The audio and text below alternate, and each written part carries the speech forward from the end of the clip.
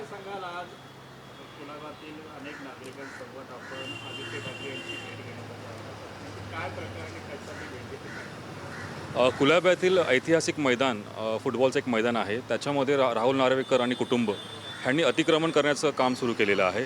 कुलाब्यातील नागरिकांना विश्वासात न घेता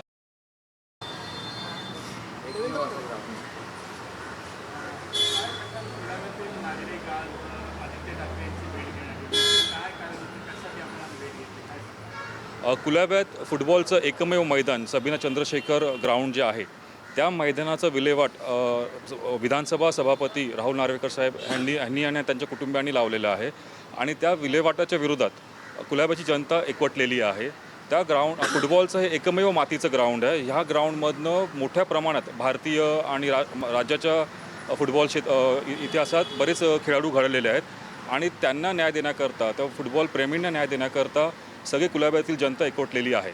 आता ह्या मुद्द्यावरनं राहुल नार्वेकर साहेबांना मकरंद नार्वेकर साहेबांना सुद्धा आम्ही प्राचारण केलं होतं. इलेक्शनच्या अगोदर सुद्धा आम्हाला आश्वासन दिली गेली होती की हा जो ग्राउंड हा नैसर्गिकच राहणार आहे. ह्याच्यावर कुठलंच विल्हेवाट लावला नाही, कुठला आर्टिफिशियल टर्फ लावण्यात येणार नाही आहे.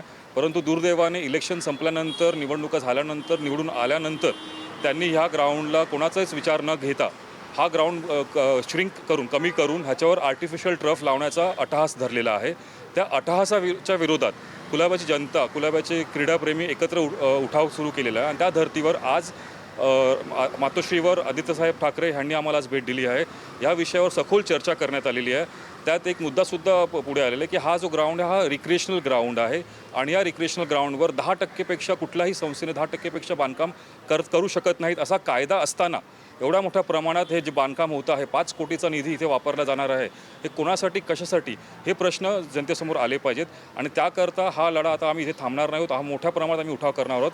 आणि आदित्य ठाकरे साहेबांनी, युवासेना पक्षप्रमुखांनी ह्या लढ्यात पूर्णपणे आम्हाला पाठिंबा दिलेला आहे. उभाटा पक्ष आपल्याबरोबर शेवटपर्यंत राहणार आहे. आणि आंदोलनाचा सुद्धा आम्ही आता लवकरच हाक देणार आहोत.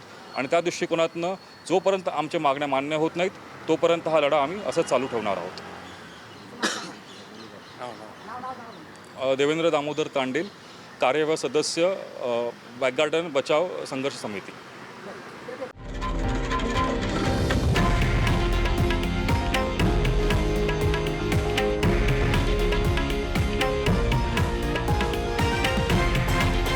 हे आहे देशातील नंबर 1 न्यूज नेटवर्क आणि आपण पाहत आहात TV9 मराठी, एकमेव.